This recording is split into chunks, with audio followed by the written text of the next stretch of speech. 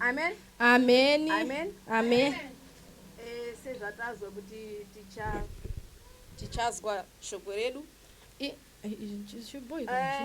Como vimos que bem ouvimos aqui com o programador que seja tazo kuti ne murongo edo basa kuti haverá uma pregação pachawa ne mpharidzo. E essa pregação será ministrada por essa irmã aqui. Mpharidzo iyi chabaridzwa na irmã wakaema mberiu. E espero que a palavra do Senhor ou o Espírito Santo possa ndinomirira kuti shoko iri kana kuti mweya mtsvene para que possa estar aqui, kuti uwe panzvimbo ino, para que seja o Espírito Santo a dirigir. Amém. Pawe awe mweya mtsvene wechitungamiririra basa iri. Porque se for irmã Isa a falar, com certeza irei falhar. Kuti angawa irmã Isa chaizvo ndichabuda mugwanzi. Mas se for o Espírito Santo a falar, asipawa ne mweya mtsvene uchitaura, com certeza muitas almas serão salvas. Ndinokutenda kuti mweya muzhinji ichaporeswa. Amém. Amen. Nesse momento vou pedir ao nosso Pai para poder evocar esse Espírito Santo que nós tanto falamos e pedimos. Ndoda kukumbira baba watidainzire mweya mtsvene uwe tiri kukumbira uyo we tiri kutaura pano ine nguwa. Mtsvene makanaka wedenga. Mwana wenyu wamira paatari penyu. Vari kutungamiri ndimi tese. Hapana umwe kuri kana. Tokumbira ukuru hwenyu. Chapa ndirateera. Chaurai murimi kwaari. Iye aite seati fulani. Rose tikusungidza muruoko rwenyu. Mweya mtsvene ngautungamire musingaperi. Amen. Amém. Amém.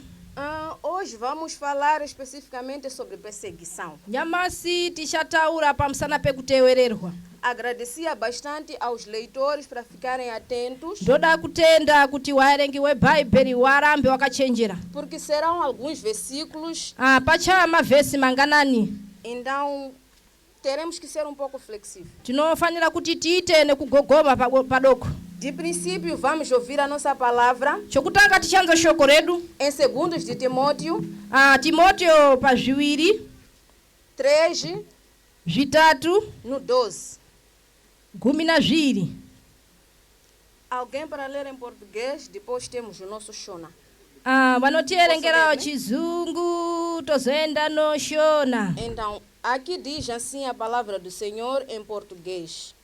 Em Timóteo 2, em 2 de Timóteo 3 no 12. E também todos os que piamente querem viver em Cristo Jesus padecerão perseguições. Amém? Amém. Amados irmãos, nós quando estamos em vida, hamadzadiwa kana tiri mupenyu, quando nós estamos aqui na terra, kana tiri pasi pano penyika, se realmente você está na fé, zvechokwadi kuti uri pakutenda, se você realmente é cristão, zvechokwadi kuti uri mutendi, aquele que na sua casa, no seu andar, uyo nokuti panyumba pake paanofamba na pese, onde você estiver, se for uma pessoa que é de Cristo, paunofamba pese kana uri munhu wa Mwari, você tem que sofrer perseguições. Iwe unofanira kuwa wechiteererwa. Se você está numa família, iwe kana uri pa hungano kana kuti ukama, com certeza lá dentro há quem prefere coisas do curandeirismo. Zvechokwadi pane wamwe mukati me ukama wanoda zviro zveinyanga. Há quem em casa prefere coisa de prostituição. Wamweni wanoda zviro zveupombwe. Há quem em casa prefere até morar com mulheres, maridos, filhos feiticeiros. Wamweni wanotoda kurarama nevana vakadzi varume vanoroa. Mas se você não estar na presença do Senhor, kana iwe usiripi pamberi pana Mwari, essas perseguições podem te derrubar. Kuteererwa uku kuchakuparadza. Mas se você é uma pessoa da fé, kana iwe uri munhu wokutenda, você tem que orar por essas coisas. Iwe unofanira kuti unamatire zviro izvi. Você tem que ser um crente capaz de identificar a maldade dentro da sua própria casa. Iwe unofanira kuwa munhu wakachenjera unoona kuipa mukati meimba yako. Porque se você não consegue enxergar o que está no seu olho, como é que você vai enxergar algo que está no olho do outro? outro. kana usikakwanisi kuona chiri mudziso mako ungaona sei chiri mudziso momweni. Então, de princípio, a perseguição começa dentro da nossa casa. asi chokutanga kuteererwa kunotanga mukati menyumba yedu. E depois as pessoas de casa é que convidam os de fora. iwanhu epamba ndiwo wanokoka wanhu okunza. Eu tenho uma raça. inini ndine dzinza Tem rendinaro. certa coisa que na minha família não se come. zvinoita kuti hai mudzinza mangu pane chimwe chinhu chisingaryiwi. Não vai vir alguém de fora vir me dar aquilo, porque a pessoa não sabe. hapana munhu ungauya kuzondipa nokuti okubanzi ndiziwi. Mas aquele que vive comigo e que me conhece perfeitamente, uya unorarama neni uya unonasa kundiziya zvechokwadi. ele pode não conseguir no momento fazer algo de errado para mim, mas pode convidar alguém de fora e a informação ele pode dar a alguém de fora e aquela pessoa vir me fazer mal. ungatama kukwanisa kundiparadza asi ungakwanisawo kupa munhu okubanzi ouya kuzondipa chiro chakadai. Então, se nós sofrermos perseguições e não estarmos na presença do Senhor, kana techitambudzwa kana techiteererwa tisiripi pamberi pana Mwari, com certeza essas perseguições terão vitória na nossa vida. zvechokwadi kuteererwa uku kuchawina mukati meupenyu hwedu. Essas perseguições não começaram conosco. kuteererwa uku akusi kutangwa nesu. Começaram com reis anteriores que o Senhor havia escolhido. yakatangawo nomadzimambo okutanga vakagadzwa kare kare. Com os profetas do Senhor. nemaprofita aMwari Muitos sofreram perseguição. vazhinji vakateererwa. Mas todo aquele que perseverava, asi uya waitsungirira, todo aquele que parava na presença do Senhor, wese waimira pamberi pana Mwari nesimba, encontrava vitória e proteção no escudo do Senhor. waikunda uye waiona kuwina mukati meupenyu hwake, kuchengetedzwa. Perseguições haverão para todos aqueles que procuram viver de acordo com Cristo. kuteererwa kuchawa na wese uya unorarama unosanangura kurarama muna Kristu Jesu. Irmão, se você não está a enfrentar dificuldades, não está a enfrentar perseguições no espírito, usikaripi kusangana nemadambudziko kana kutambudzwa mumweya, então, irmão, analisa-se. zvizemene Se analisa.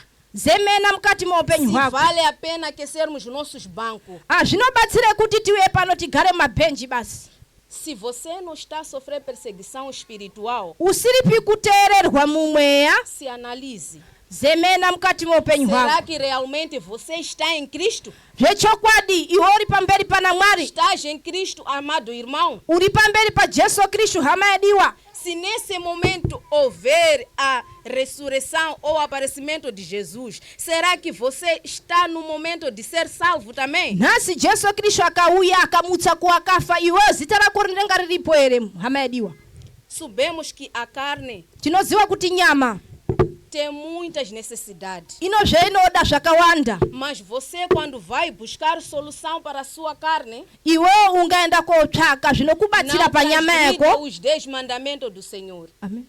Não transgrida os 10 mandamentos do Senhor. usaputsa gumi remirayiro yaMwari. Porque se você realmente conhece os 10 mandamentos, zvechokwadi kana unoziya gumi yemirayiro yaMwari, você vai conseguir evitar ou se proteger dessas perseguições. uchaita kuti ubve pakutambudzwa nenyika kana kuti kuteererwa uku. Se você enfrenta perseguições kana iwe wechikundana nekuteererwa no seu trabalho, pabasa nós paunoshanda, sabemos, você no seu trabalho, há quem faz muito bem o seu trabalho. tinoziva kuti pabasa pako pane mumwe anonasa kuita zviro zvakanaka pabasa Nem na rako, sua própria machamba. nepamunda pako Você tem toda a energia, força de culimar. iwe unosimba rakanasa kukwana kuti urime, Consegues um pouco para alimentar a sua casa. unokwanisa padoko kuti upe mhuri yako kuti irye. Você sofrerá perseguições nesse momento. iwe uchateererwa nekuda paneine nguwa. Se você for uma pessoa que encontra força no Senhor, iwe kana uri munhu unowana simba muna Mwari, você consegue identificar, não, essa maldade, essa perseguição, iwe unokwanisa kuona kuti nada kuteererwa uku isso aqui tem a ver com o diabo. izvi zvina Satani pakati. Não procura ir no curandeiro. usatsvaka kwenda Não kung'anga, procura ir nos vovôs. usatsvaka kwenda kuno madzimbiya. Quem te dá essa força de ir à machamba, anokupa simba kuti uende quem te dá a kumaminda, força de ir no trabalho, unokupa simba kuti uende é o kubasa, Criador. ndiye musiki. Então dobra os seus pés, saka gwadama mabvi yako, ora para o Senhor. namata kuna Mwari, Ora para o Senhor. namata kuna Mwari. Entrega suas aflições. isa kutambudzika kako kwese E ora também por aqueles que te perseguem. namatira waye wanokuteerera Porque quando você ora para os seus inimigos, ungateerera kumphwando yako unganamatira a mphwando yako misericórdia do Senhor será maior. nyasha dza mwari dzichewa dzakawanda sua pamukati vida. paupenyu hwako mukati maupenyu hwako Amém? ameni Amém, igreja? ameni Estamos a pedir de novo o Romanos tiri kukumbira kuwa Roma 12, 12 no 14. Pode ser Shona, para os outros que não conseguem português. pa 14 inoti rambai muchikomborera vaya vanokutambudzai komborerai uye musatuka Amém? amen Romanos 12, pa 14 no 14, só simplesmente. Então, em português diz assim: abençoai aos que vos perseguem, abençoai e não amaldiçoeis. Amém? amen É muito fácil para nós. inyore kwatiri Além, alguém veio me insultar, munhu wauya kuzondituka é muito fácil para mim, inyore kwandiri no momento eu de responder. panguwa iyoyo kutomudayira Se insultarmos mesmo, porra, kutotukana vai kamari embora. buda kamari Uyaone, uyaone vamos ver, tinoona unaona vamos ver. tinoona Quem é você? ndiani wewe Por que você fez isso? uyo wadengei Começarmos a trocar ofensas. tinochinjana manzwi Se alguém no trabalho nos queixa ao patrão, kana kubasa kwetiriyo tingaperekerwa kuwakuru wedu nós vamos diretamente para aquela pessoa que foi queixar. tinenda kune munhu uyo watora masoko yakwenda nawo kuna bosi Se temos alguém que roubou nas nossas machambas, kana tine munhu aba mmaminda medu procuramos até achar no curandeiro como não. tinotsvaka te kumbata nokunyanga Então, amados irmãos, saka hama dzangu nesse momento, panguwa iyi estamos a entregar os nossos perseguidores ao Senhor? tiri kuisa ere wawengi wedu pamberi pana mwari Não estamos. atiripi Aqui o Senhor está a dizer: apa mwari uri kuti orai por aqueles que vos perseguem. namatiraye waya wanokutewererai Orai por aqueles que vos maldizem. namatiraye waya wanokutukai Não sejam vocês juízes, musawa watongi mwimwi mas dobrai os vossos pés e peça ao Senhor para que faça justiça para convosco. badamaye munamate kuti mwari aite kuda kwake Amém? ameni Amém? ameni É muito fácil nós ofendermos de volta. inyore kwatiri kutukwawo ketinenge tatukwa É kuhwirinzira muito fácil nós elevarmos o nosso nervo naquele momento. inyore isusu kupawo zviya zvetinonge tapuwa kutukwa kwetinenge tapuwa Mas antes asi de chokutanga você devolver, usati wapetudza analisa-se. zemena Eu sou cristão. zemena kuti iwe uri mutendi E para segundo um cristão. mira semutendi Alguém te fez mal. munhu wakuitira Não zvakashata estamos a dizer que você não pode queixar aos líderes. azvibhuyi kuti afaniri Não kubhuya estamos a kuvatongi dizer que você não pode seguir as diretrizes da terra para poder solucionar o seu azvibhuyi problema. kuti amufaniri kudarika makwanzi anofanira kuti mutongesane nenyaya iyi Nem a própria Bíblia diz que nós temos que seguir a lei dos homens, mas quando não vai contra a palavra do Senhor. bhaibheri shoko ramwari rinodai tinofanira isusu kuteerera kutongwa kenyika asi Mas não podemos permitir que essas leis possam nos desviar da presença do Senhor. hazviti kuti kutonga uku kutibudise pamberi pana mwari O que quero dizer com isso? chii chendoda kutaura Lá no mundo, kunyika uko por exemplo, aqui em Dombe, pano padombe quando não cai chuva, pasikanayi pano ouvimos que tem reis, né? tinozviziva kuti kuno madzimambo Esse ritual que se faz, seremoniya iyi inoizwa iyi mphambha cristão iyi não pode participar. mutendi afaniri kuwa pamphamba Porque isso é invocar espíritos. nokuti izvi kudainza mweya yakaipa Nós sabemos que quem faz cair chuva é Deus. isu tinozviziva kuti anoita kuti mvura inaye ndi mwari Então, tem dadas leis que você não tem que seguir, porque vão de acordo com o que não precisa a palavra do Senhor. pano zviito zvimweni zveusingafaniri kuti uteerere Mas tem outras leis que você precisa seguir. pane zvino zvimwe zvaunofanira kuti uteerere Então, se você não for um cristão parado na presença do Senhor, kana iwe uri mtende usizikumira pamberi pana Mwari, você não vai conseguir identificar o que é e o que não é. aungakwanisi kuona kuti ndi chipi kana chipi. Não vai conseguir dizer, essa lei eu posso seguir. Aukwanisi kuona kuti kutonga uku ndikakwanisa kumira, Essa lei eu não posso seguir. kutonga uku akufanire kuti nditeerere. Você tem que saber que quando você já para, você vai sofrer perseguições quando está no Espírito. Saka ziwa kuti nguwayo unoda kumira uchateererwa mukati mwa upenyu hwako pamweya. Então, a primeira coisa que você tem que fazer é saber o que diz a palavra do Senhor. Chino chaunofanira kuziwa kuti chi chinotaura Bible shoko ra Mwari, E para você ter os olhos abertos e a mente aberta, kuti uone madziso emweya akavhurika kana kuti nzeru dzemweya, ou se você quer que o Senhor te revele o escondido, kana weida kuti Mwari akuratidze zvakafishika, busque a palavra do Senhor na Bíblia. tsvaka shoko ra Mwari mubhaibheri, Procura ser amigo, leitor da Bíblia. tsvaka kuita shamwari uye muverengi weshoko Porque ra Mwari. irmã Aissa de vir aqui vai te dizer uma coisa que vai te fazer perder. Irima Aissa wachauya pano otaura chiro chichaita kuti iwe ubude pamberi pana Mwari. Porque se você não conhece a palavra, facilmente você vai se perder. Kana usikazivi shoko ra Mwari inyore kubudiswa pamberi pake, É facilmente as perseguições ganharem vitória na sua vida. inyore kuteererwa kukukunde mukati mwa upenyu hwako. Amém? Ameni, Amém? ameni. Vamos ouvir outra palavra em Tiago 5. Tichaenda kuna Jakobo 5. Tiago 5, 10 e 12. Tiago 5, 10 a 12.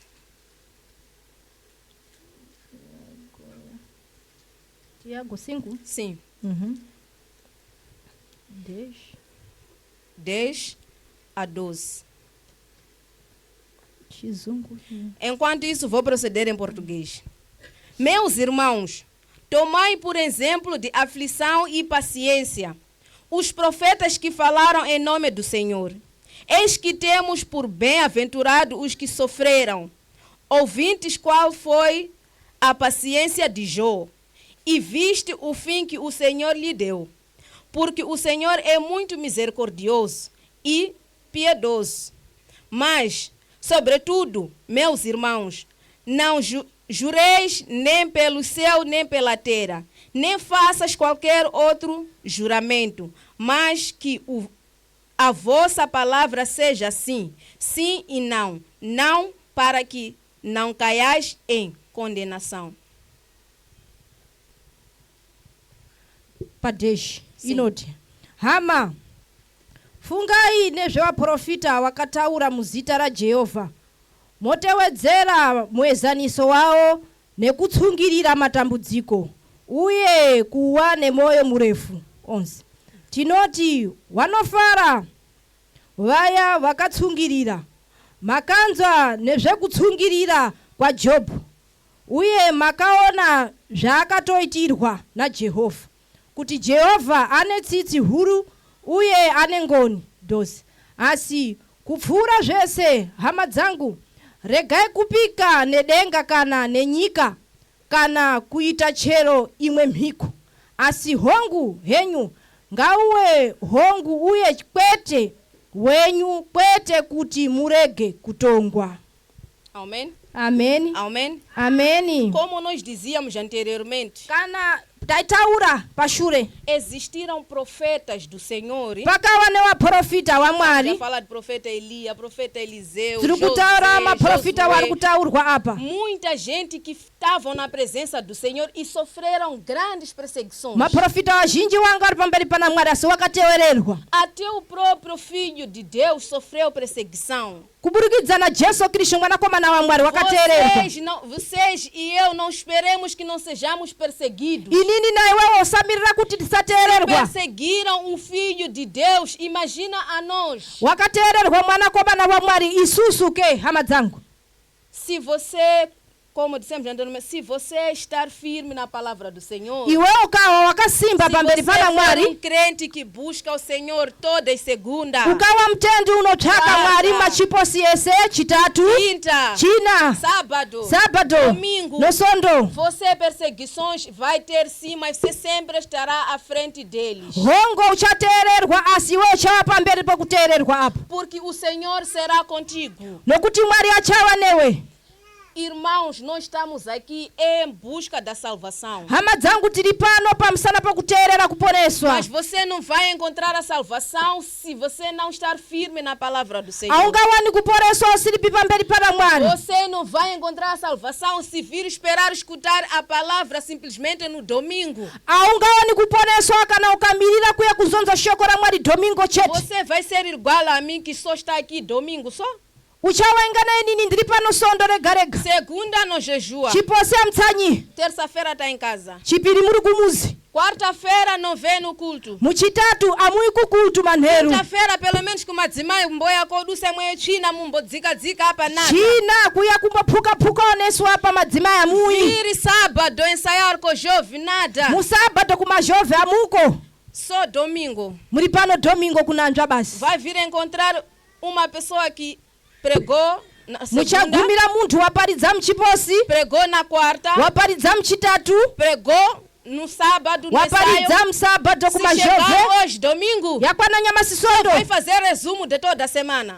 uchasanganisa zvese zvakaita vhiki E rino você vai ficar aéreo. iwe uchasara Não wakandosota vai perceber nada. auzwi kuti chinji zviri kubvira Já kupi não vai zvaenda saber que kupi pessoas ficaram firmes durante a semana inteira. aungazvizi kuti wanhu wakasimbiswa pavhiki Amados irmãos, hama yadiwa se você não sofre perseguição kana iwe espiritual, usikateererwi mumweya você precisa analisar a sua vida. unofanira kuzvizemena mukati meupenyu Se na hwako tua família não consegue levar aquela tua irmã prostituta para a igreja, mukati ukama wako usikakwanisi kutora hureriya weuya naro mukati se memba não yamwari consegue converter a sua mãe que é feiticeira, usikakwanisi kutendeusa mai wako muroyi se você não consegue se afastar das cerimônias tradicionais, usikakwanisi kuzvisa pamucheto pamphamba dzinoizwa irmão, kuukama wako dobra os seus pés e ora.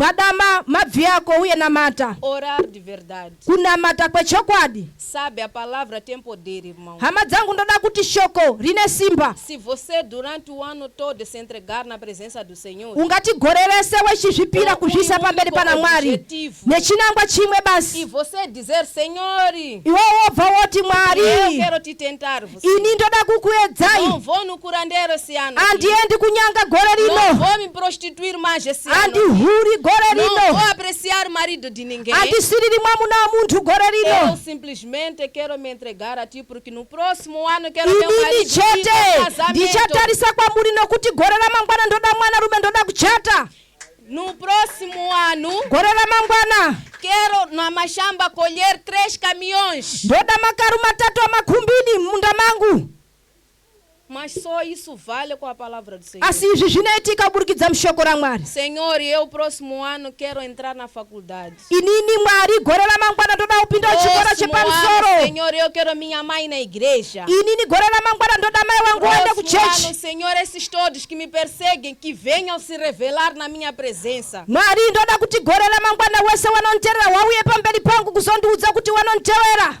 Irmã Munona Matepe, irima muri kunamata kupi ora chaonde eu quero ir na sua igreja. indoda kwenda kuchechi kwako Aprecio muito. ndiri kusirira Essa pessoa se veio te dizer, si munhu wauya kuzokutaurira já pamberi falou pako muito lá no bairro. wataura zvakawanda Já falou muito de ti no bairro. wakubhuya waremba waguta Só que está a ver que você não está a desistir do seu so uri caminho. kuona kuti wakamira nesimba A perseguição cairá sobre terra se você continuar firme na presença do Senhor. kuteererwa kuchauya pano panyika kuburikidza kana ungatsungirira Amém. ameni Amém. ameni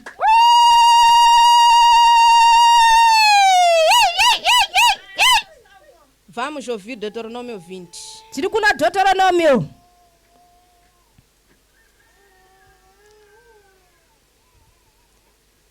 Deuteronômio 20. deuteronomio Pa Deuteronômio 20. 20 no 12. No 4, aliás, desculpa. Zvirongomuna. Só no 4. Zvirongomuna basi. Nekuti Jehovha Mwari wenyu ari kufamba nemwi kuti arwise wawengi wenyu uye akuponesei. Amém? Amém. Em português diz assim: pois o Senhor, vosso Deus, é o que vai convosco a pelejar contra os vossos inimigos. Amém. Para salvar-vos. Amém? Amém. Amém? Amém. Aqui nós estamos a ouvir já um consolo. Apa trukunzwa kusimbiswa kana kunyaradzwa. Já falamos muito da perseguição. Tataura pamusana pakuteererwa. Se você é seguido na presença do Senhor, Kana iwewe chiteererwa se pamberi pana você Mwari, sofre aflições na presença do Senhor, kana wechitambudzwa pamberi pana Mwari, o que o Senhor te dá se você estar firme? chii Mwari chanokupa kana wakamira Qual já nesimba? será a sua resposta se você não cair nem para a esquerda nem para a direita? Imphindiro ipeyo chawana kana ukamira nesimba usikawi nekumcheto. Aqui o Senhor nos diz: Mwari wanoti eu serei convosco a peleja. ini ndichawa nemwi pakurwisa. Eu estarei convosco a peleja. Amado irmão, Ini ndichawa nemwi para pakurwisa. quem está na presença do Senhor, ouvir essa mensagem, o teu corpo tinha que Pana waya wari pamberi pana Mwari wanonzoshokori tinyanzwa manyawu. você ouvir o próprio Deus dizer: estarei consigo. Kunzwa Mwari nemuromo wake chiti ndichawa newe. Quando os seus inimigos estiverem a lutar contra ti. Kana wawengi wako wauya kuzorwa newe. Estamos a falar Tiri kureketa techiti para aqueles que têm marido com 2, 3 esposas. pawaya vano mwamuna vano akaji wawiri watatu Aí sempre há brigas. apo pano kurwisana. Mas você Asi iwe tem que ser aquela pessoa que dobra os pés, asi iwe unofanira kuwa munhu uya anogodama ora para Deus e unonamata kuna Mwari para aqueles que te ofendem. newaya vanokutuka. Você terá a sorte de Tabita, Iwewe uchawa nerakira Tabita, a mulher que nunca se cansou de fazer o seu trabalho. mukadzi asizikudeta pakuita basa rake. Você será igual àquela nora que não quis deixar a sua sogra, Uchawa murora uya wakaramba kusiya que não quis deixar a sua sogra. wakaramba kusiya amazharira wake. E no final ela teve um marido rico e que lhe deu boa vida. Pakugumisira wakaone murume wakanaka wakapfuma wakampa upenyu wakanaka. E Tabita foi salva da morte. Tabita wakakunda parufu. E você acha que o Senhor não pode transformar a sua vida, amado irmão? Kuona kwako Mwari angashandurihere upenyu hwako. O que será que o Senhor não pode fazer na tua vida se você se entregar ao sacrifício? Chii chanokorera kuita kana iwe ungadzipira pamberi pana Mwari. Amém, igreja? Ameni. Amém, igreja? Ameni. Amém, igreja? Ameni. Sejamos pessoas que aceitem a perseguição, mas estando firme na palavra do Senhor. Ngatiwe wanhu wanotendera kuti titeererwa simira Não seja makasimba. uma pessoa que fica na amargura. Usawa munthu unorarama mchigumbu basi. Por que que isso aconteceu comigo? Zvaitikirei kwandiri basi. Por que eu? Ngei nini? O Senhor te levanta da maneira mais torta possível. Mwari achakusimudza. O Senhor nunca te dá boas coisas no caminho bonito. Mwari akupi zvakanaka panzira yakanaka. Se você for apreciar todos aqueles grandes profetas, grandes reis que o Senhor levantou e ungiu, Ukatarisa waprofita waye wakasimudzwa uye wakadzodzwa na Mwari, sofreram bastante, wakatambudzika zvizhinji, sofreram muito. wakatambudzika zvekwazvo. Aquilo é o Senhor te fazendo forte, Zviya zvinoita kuti usimbe. para que quando você estiver no lugar que o Senhor quer que você esteja, Kana ukawa pamukana panoda kuti Mwari uwe você pamukanepo, já sabe das aflições e das preocupações que você já passou. unozviziya kuti kushira kwakabva ini wakateererwa. Amém? Ameni. Amém? Ameni. Se Deus nos dar a coisa tão fácil, Mwari akatipa chiro panyore. aquilo nós não damos o devido valor. atichichengetedzine mwazvo Nós não damos o devido peso. atichichengetedzine nenyara mbiri Mas se você sofrer para ter uma dada coisa, kana ungatambudzika kuti uwane chimwe chinhu você não vai deixar para ir embora de qualquer maneira. iwo chisiwe chienda nhando Você não vai deixar aquela coisa desaparecer do nada. iwo ngachisi chiro chikuti chingarangare wakasota Porque você sofreu para estar ali ou para ter aquela coisa. nokuti iwe wakatambudzika kuti uwane chiro ichi Amém? ameni Amém. ameni Amém. ameni Não esperem vocês dizer que estamos em vida do Senhor porque tudo será bonito. Mentira. usamirira kuti hai ndiwe pamberi pana mwando ndona zvese zvakadakaja É haiwa mentira, amado irmão. Se você espera que tua vida é mar de rosa com o Senhor, é mentira. uri kudzinyepera weziwa kuti muna kristu uchararama upenyu usina madambudziko Você só irá viver em paz se for no paraíso. iwewe uchararama murugare kana ukaenda nyika Mas yetakapiwa enquanto estiver aqui na yetakabvunza terra, asi uchiri panyika a pano comer sobre a carne, wechirya kuda kwenyama você tem que esperar grande sofrimento na presença do Senhor. iwe unofanira uti umirire matambudziko Porque Satanás não quer aquela pessoa que já está perdido. satani adi munhu uya Satanás não wakunyika quer aquela pessoa que já está se prostituir. satani adi munhu uya Satanás já não quer wakupomba bêbado. satani achadi Satanás não está à uchidakwa procura aquele que está em casa sentado. satani ari kutsvaka waya wakagara kumandzimba Porque sabe que esses já são dele. unozviziva kuti wanhu ndawawina Satanás está a perseguir nós que estamos aqui. satani uri kuteerera isusu tiri mukati memba Satanás ino está a perseguir aquele que está a crescer no espírito. satani uri kuteerera waye wari kukura pamweya Vai te colocar dúvida no coração. uchakanda kukanakana mukati momwoyo mako Vai te colocar barreira que você diz, ei, não vale mais, ndotogara hangu. uchakanda matsotso nomatanda mberi kwako kuti uti nditogara hangu É aí que você será colocado à prova. ndipona pauchaiswa kuedzwa Será que você, nesse exato momento, amado irmão, inini hama yedu andinoti panene nguwa Satanás está a te seguir, você já escolheu continuar ou parar? satani uri kukuteerera wasadangura kumira ere kana kupetu kudzokera mashure Amém? ameni Amém? ameni Não cansem, usaneta não cessem, usapfudza procurar ao Senhor. kutsvaka jehovha Porque o Senhor não se encontra nos domingos simplesmente. nokuti mwari wedu awanikwi musondo rega O rega Senhor está a todo momento nas nossas vidas. mwari ari mukati moupenyu hwedu nguwa iri A yose todo lugar e a toda hora. nguwa yese yakafanira Então, onde você estiver, pese paunenge uri esteja com Ele. iwa naye Estar com Ele é você reconhecer que isso é algo de errado e não fazer. kuwa naye kuwa ndichizemena kuti ichi chakashata uye ndotama kuchita Estar com Ele é onde você estiver, não esquecer falar a palavra do Senhor. kuwa naye kuwa ndichifamba uye ndisakangana kutaura shoko rake Não seja aquele irmão que é duvidado se realmente reza ou não reza. usawa mutendi uneso kukanwa kuti unonamata o anamati Amém? ameni Amém? ameni Só vou pedir para ler o último. ndokumbira kuti mundierengerere kugumisira Em Shona, shona em português, amados irmãos, vão ler como TPC em casa, tá bom? ati ishona ba chizungu munozotsvakirawo kumuzi kuerengera kumuzi São as chizungu respostas das perseguições. imphinduro yokuteererwa O que kwetinoita você pode ganhar depois se você conseguir superar as perseguições. chicho uchawana kana ungakwanisa kukunda matambudziko O kana Senhor kuteererwa te uko faz forte mwari anokusimbisa e daí o Senhor te enaltece. uye anokusimudzira anokukurisa Então, vai lá ler o que o Senhor está a esperar para te enaltecer. enda oerenga zviya zvinoita kuti mwari akukudze Vamos ler Salmos. tiri kumapisarema Oh, desculpa antes. Tem Provérbios. zvireyo Provérbios. Gireu. Falamos de Provérbios, né? Mhm. Provérbios 20.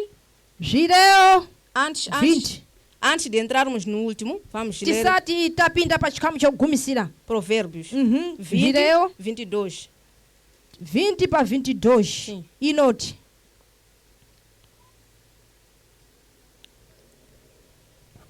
22 inoti usati ndichatsiwa chakaipa, isatariro muna Jehovha uye uchaponeswa. Amém? Amém. Amém? Amém. Amém? Amém. Nós já tínhamos falado, era simplesmente para se ler, amém?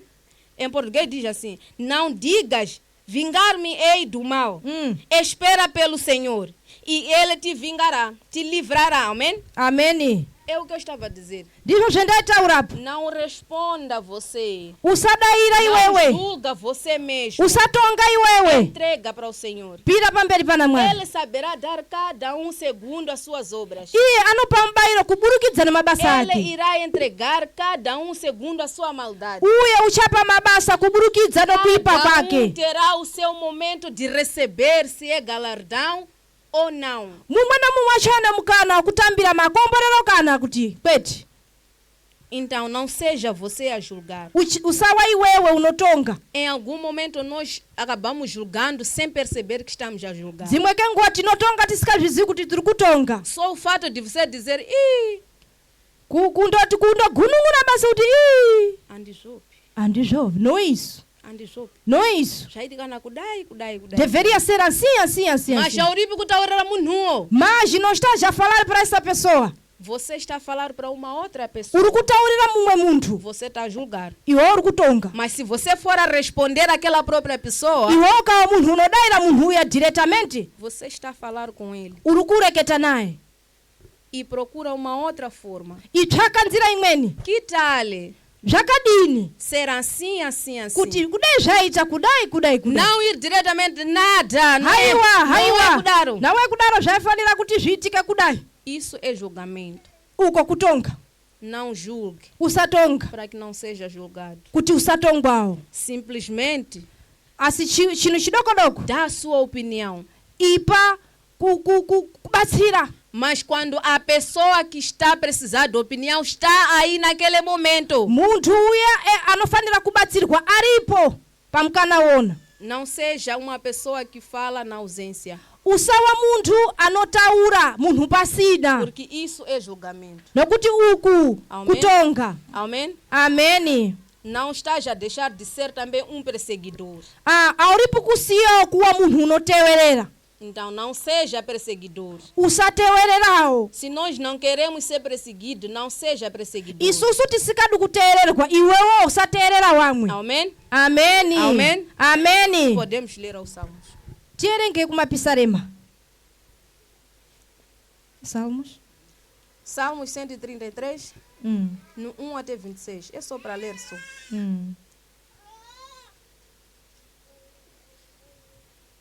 Salmos 133 sim, até 1 a 26.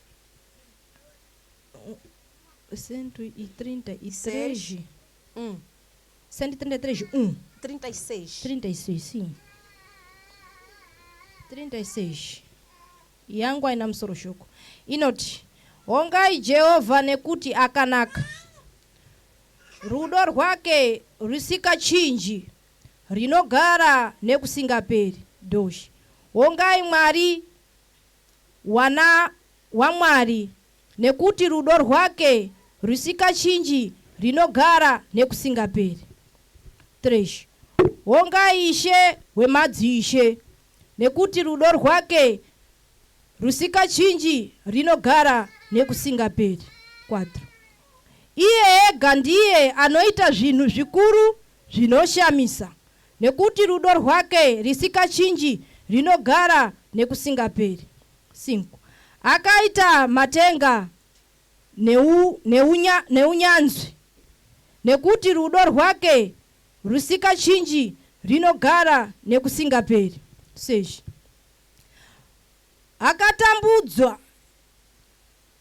akatambanudza nyika pamusoro pemvura, nekuti rudo rwake rusikachinji, rinogara nekusingaperi. 7 akaita zviedza zvikuru, nekuti rudo rwake rusikachinji, rinogara nekusingaperi. 8 zuva kuti ritonge masikati, nekuti rudo rwake rusikachinji rinogara nekusingaperi. 9. Mwedzi nemwedzi kuti zvitonge pamwe chete usiku, nekuti rudo rwake rusikachinji rinogara nekusingaperi. Dash. Akauraya matengwa heIjipiti, nekuti rudo rwake rusikachinji rinogara nekusingaperi. 11. Akabudisa Israeri pakati pao, nekuti rudo rwake rusikachinji rinogara nekusingaperi. 12. Neruoko rine simba uye neruoko rakatambanudzwa, nekuti rudo rwake rusikachinji rinogara nekusingaperi. 13.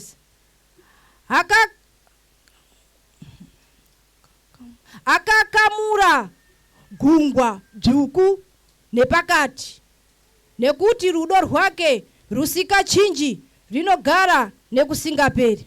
14.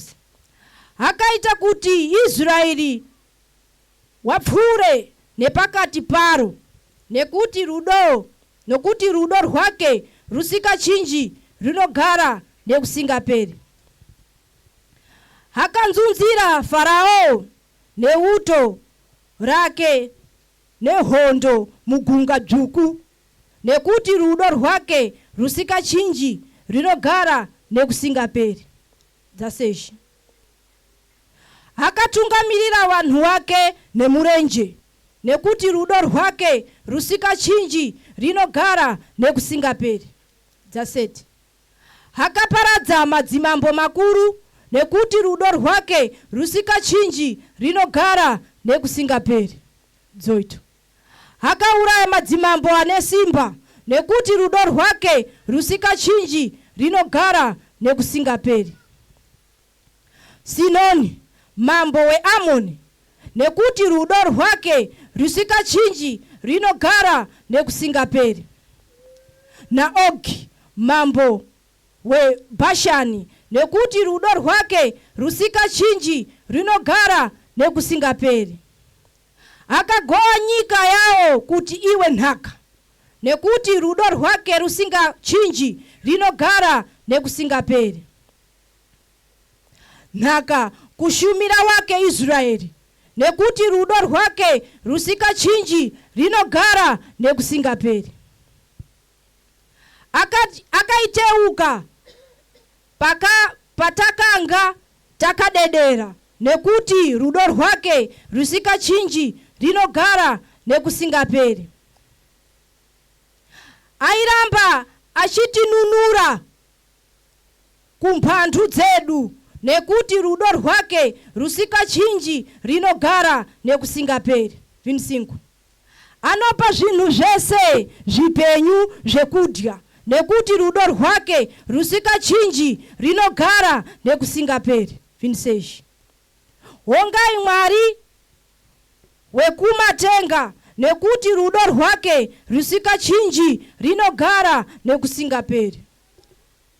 Amém. Amém. Amém. Amém. Se nós formos a ouvir aqui, só falamos do amor do Senhor que nunca acaba. Apatanzo pamsana perudo ramwari risikaperi. Com muitas histórias que ele fez. Nendorondo zhinji dzakaita.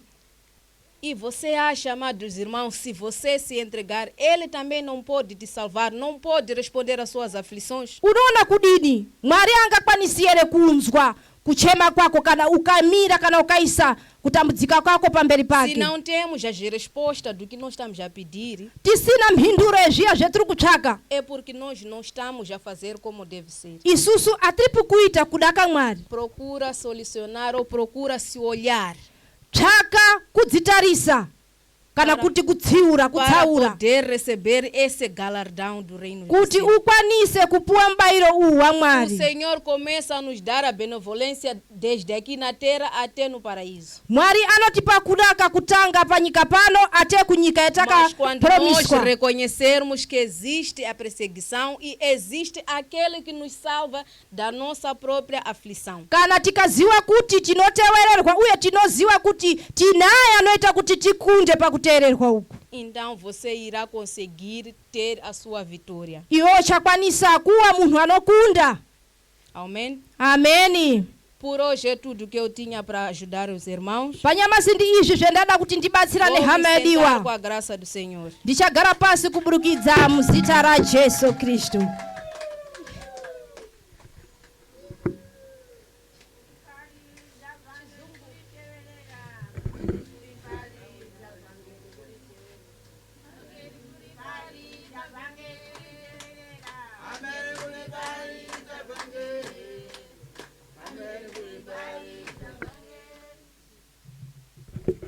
Amen. Icho kutanga ndinotenda Mwari wangu anondibatsira usiku nesikati. Amen. Uye nezvaakandipa paupenyu hwangu zvindanga ndisina tariro nazvo, asi tinotenda kuti Mwari ngatibatsire, Mwari ngatikomborere. Amen. Ndechitenda zvesangano iri pano ziva kuti vazhinji vasina mafoni havana kuuya ngokutemba kuti taenda kamaparanyanga. Hino nokuti zvemaparanyanga zvakaoneka ngendaa yefarisimento epolisi maiona madzimai vaenda kuperepera kunja kuti vaiziva kuti tikuda kuenda maparanyanga. Jehova tambe yanga vakatouya sensairi vakatouya ngokuti vakazwa information kuti kakorereka. Amen. Saka noti Mwari ngatibatsire, Mwari ngatitungamirire. Ndisati tapinda mushoko, ini ndiri kubonga zviri kundiitira Mwari usiku nesikati. Zvindanga ndisina tariro nazvo. Ndakamboshamusika ndakati Mwari for sure Mwari amviri henyu makanaka henyu, nokuti pane vamwe mai vakandifonera voti mwana wangu wakasungwa wakabatwa mugodhi saka uri Kadeya John. Ndoti mai nandisi nyanga, asi nyanga ndiye naMwari. Chokutanga teerera mashoko andikuda kumutaurira, munonamata here? Zvikazari namati ndikati chokutanga da mutendeusa ndione kumuisa pamberi pana Mwari. Amen. Vakatendera kuti nditendeuse, ndikavatendeusa varizona mapfewa. Ndingati munofanira kuenda kuchechi, zvikaziona ndikati munamati munotanga mangwana. Amen.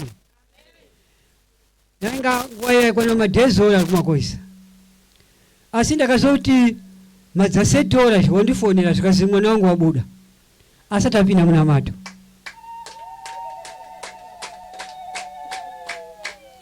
Zvikazi ino ndakudi ndopinda munamato, ndikati pinda munamato. Amen. Pinda munamato. Amen. For sure vakapinda munamato. Amen. Mwari ngarambe akadaro pamberi pangu, nokuti izvozvo zvindanga ndisina tariro nazvo. Amen. Tikaenda nyaya yeshoko yetadzidza nhasi, chikonzero ngochokuda kuti tizive kuti tino muvengi vedu. Amen. Zvese zvadzidzwa zvese zviya zvese, chikonzero ngochokuti gara wakaziva kuti tine muvengi. Amen. Nokuti shona dzakatisiyanei padoko. Inini yangu Lucas 3 versículo 12, né? Zvino nevose vanoda kunamata Mwari muna Kristu Jesu vachatambudzwa, asi vanhu vakaipa nevanyengeri vachanyanya pakuipa kwavo, vachitsausa vamwe nokutsausa ivo asi iwe rambira pane zvakanaka zvawakadzidza nezvawakatendeswa, uzive kuti wakazvidzidza kuna ani. Amen. Shoko iri ngerokuitira kuti kana toona zvoitika taakuzviona nemeso edu, tozviona kuti izvi takazvidzidza, izvi zvouya ari izvi takazvifunda. Amen. Zvisakushamisa. Izvi hazvisi nyore kwati, zvitsva kwatiri, takazvifunda, hazvibati nini. Ramba uri pamberi pana Mwari. Zvazi zvinyangadzi kunyangwe iwewe ukasana kuti ndikuda Mwari, ndikuda kunamata Mwari mupenyu, zviro izvi hazvishoti kuuya kwauri, zvinouya zvechikukutsausa. Ndopaunoti wanamata ichechi wabuda, wapinda waenda kunamata chechimweni, wapinda wopedza machechi ese. Kana utaenda kotogara pasi. Amen. Kana kutenda kogara pasi, chokutanga kana wakuda kunamata tanga wazidza kuti ndakunamata hungu, chii chasara. Amen. Timbozwa iyi muna Lukas 14:28. Azvingabviri basi kundomba ngoti kuenda konamata muchechi, ndauya wazonamata. Chokutanga tanga wafunda zvendauya muno chiri kudiwa chii, ndoitei pamberi pana Mwari kuti basa rangu ribudirire, richaema. Tiverengerei shona. Kana vano Portuguese ngavarenge, ngaitange Portuguese. Lucas 14:28. Lucas 14:28. Aham. Pois qual de vós, querendo edificar uma torre, não se assenta primeiro a fazer as contas dos gastos, para ver se tem com que acabar? Maita hei. Shona. Shona inoti 28. Semweza niso, ndiani wenyu asingatangi agara pasi kana achida kuwaka shongwe, kuti awerenge zvaachashandisa, kuti aone kuti aine zvinokwana kuzoipedza. Maita hei. Mwese unowaka nyumba yake, piori mapedrero, kana vakadaidzwa vandauza kuti zvese zvakakwana ere, kutangira funda sawo dzamara kopedza zvese zviri kudiwa zvichii kuti nyumba ichaima. Amen. Nechikristuwo chinogadzirirwa wadikani kuti kana chovakwa chisaima.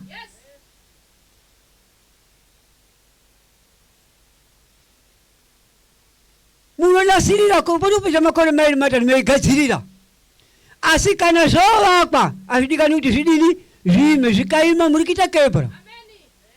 Amen. Chikristuwo chinoda kuti kana makuda kunamata munasa kuona zvindaa kunamata, chinodiwa pakunamata chini.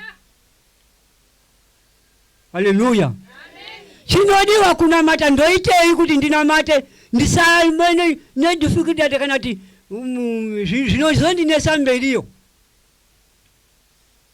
Kufunga ndoitei, kana mieje yauya ndodini, doro raindinesa ya ndoitei naro, upombwe waindinesa ndoitei nawo, kunyepa kundata ndoitei nako, nokuti zvinokutonga mukati mweupenyu hwako. Amen. Kazhinji kacho kana techinzwa soko kudai rinofadza kudai, ndinoganda chiti kutangira nhasi andichadi kuzviita futi. Asi chekutanga waindoti bude ndicho chekutanga chaunofanira kuti uite kuti Satani akudzwe. nokuti Satani anokuona kuti apo udabudepo apo ndo panopere kupari kofeshani ngokuti waziva kuti papaura.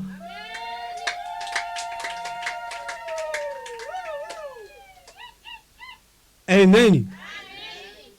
Wechizwa soko Satani anopaona kuti apa wabvisa soko rangu wakane pamutivi wendo buda uri kutoteka kohujisa pandau pacho wa atepo hujisa achahwiriri rimwe wabvisa dia rinoengejeka. Wadikani tanzwa soko rakanaka tadzidza zvikuru zvakanyanya. Miedzi iyi inouya zvimwe unonamata naye wakakutorera mumwe muna wako uri muno mumwe makomo zvirimo kudza Mwari. Zvimwe wakakutorera mukadzi wako auzi kumubatako so unozviziva kudza Mwari. Amen. Zvimwe wakakubira utomuzati ngana wakandibira kudza Mwari kuti muno mukati mechechi waponeswa fara nazvo. Amen. Ukamukombidza rudo rwechokwadi mwe make munochinja munoziva kuti pane umwe mudzimai wamubata chipomba wotouye kuti patibikire kumi une anebe kumomubvunjisa kuti zvindakanda uchita manga mechitei mai agaripo ne akarya saja asizotukwa agarisiki nokuti anoziva kuti chaanotama ndicho kundituka uri kufunga zvingana zvandiona zvandechidai zviya saka atempoti utanga ndiende kokeshari kuti iso zvindaona kumbeino zvandityisa ngoti ndabatika ndechita zvakati asi hapana chaadini chaandita. Unopere kupari kuzvidzora mwoyo. Vazhinji ndakambovaona ini vakaenda kokeshari kuti nini ndamushayishira masine nyamasi kondotamba manana ari kutamba nanini azimbochinja ari kutobamba toengejeka ndokumbira kuti hai mumudaidzire ndimbomukumbira hangu sori ndakati mutadzira.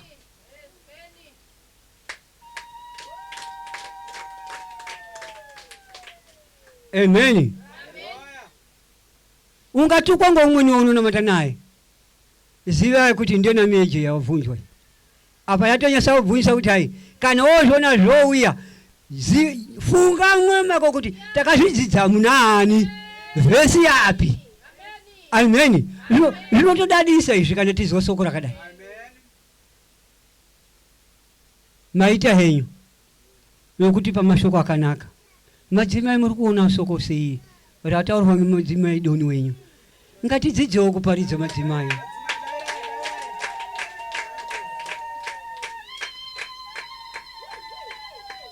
Shoko raMwari kana wazvisa pamberi pana Mwari, Mwari anokushandisa usikafungi kuti ana nechimiro chako, ana nedigiri rako, ana nekudzidza kwako. Akada kukushandisa unokushandisa zvaanoda. Amen.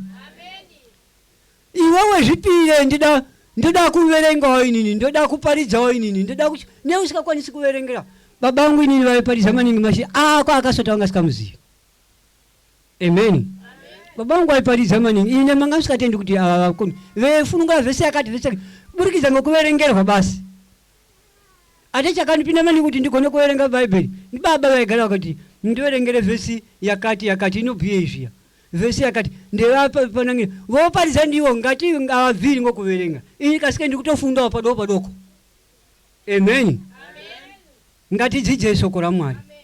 Amen. Mwari waita zvakanaka kutibatsira pasoko rakadai.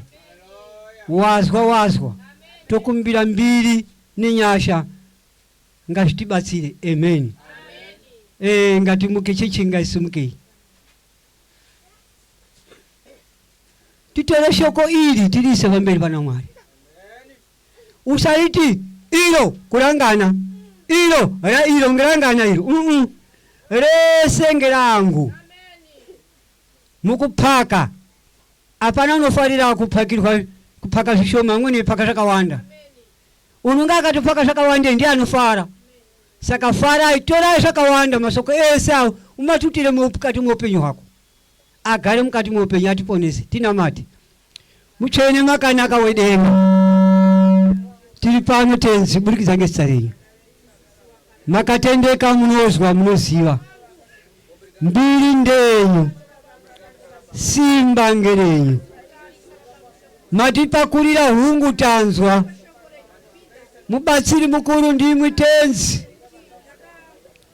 makatendeka uye munoziva tokumbira ukuru hwenyu simba nenyasha ngazvive nesu pamberi pedu mazvita henyu nokuti makanaka munoona upenyu hwedu matidzidzisa nokuti maona zvatinazvo mazvita tenzi wangu tibatsirei nguwa nenguwa nevose tenzi vaparidzanga vabatsirwe mwari wangu tokumbira ruoko rumwe mutsvene tinokumbira vaparidzi panguwa ino ngavanyanye kuwanda vaparidzi mukati menyumba yedu ino mwari wangu mazvita matipa mashoko akanaka maita henyu zvose tiri kusundidzira muruoko rwenyu muropa rajesu burikidza mutenzi wedu amen ngationge chipo chedu.